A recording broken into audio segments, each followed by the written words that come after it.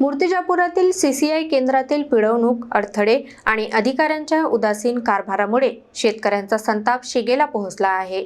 क्रांतिकारी शेतकरी संघटनेने दिलेलं निवेदन दुर्लक्षित ठरल्याने वानखडे, जवंजाळ आणि सय्यद यांनी तीव्र आंदोलनाचा इशारा दिला आहे।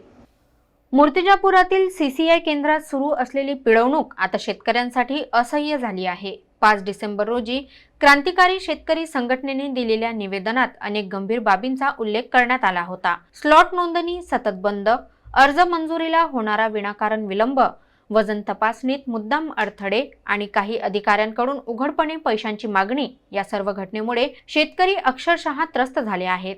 याच पार्श्वभूमीवर संघटनेचे नेते राहुल वानखडे, शुभम जवंजाळ आणि रियाजुद्दीन सय्यद यांनी प्रशासनावर तीव्र स्वरात हल्ला चढवला। निवेदनानंतरही परिस्थितीत कोणताही बदल झाला नाही, उलट अराजकता वाढतच गेली, असा त्यांचा आरोप आहे। सीसीआय आणि एपीएमसी अधिकारी पूर्णपणे नियंत्रण गमावून बसले असून पिळवणुकीवर कोणतीही कडक कारवाई होत नसल्याने शेतकरी संतप्त आहेत।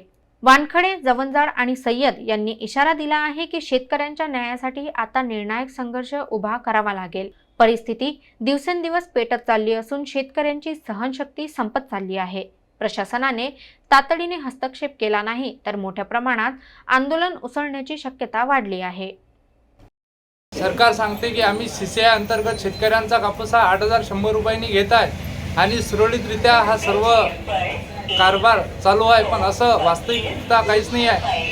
प्रत्येक जिनिंगवर हा कापूस देताना शेतकऱ्याला अतोनात त्रास सहन करावा लागत आहे। ज्या तांत्रिक अडचणी येत आहे ह्या सीसीआय अंतर्गत येणाऱ्या साहेबांनी तात्काळ दुरुस्त करून आणि शेतकऱ्यांना जेवढं सहकार्य लागणार तेवढं सहकार्य द्यायचं काम सीसीआयच्या अधिकाऱ्यांनी करावं आणि एपीएमसींनी सुद्धा त्यांच्यावर अंकुश ठेवून हे शेतकऱ्यांची जे खरेदी आहे हे येत्या काही दिवसात मोकळी करावी। जो त्रास, मानसिक त्रास शेतकऱ्यांना होता या त्रासातून वाचवावं।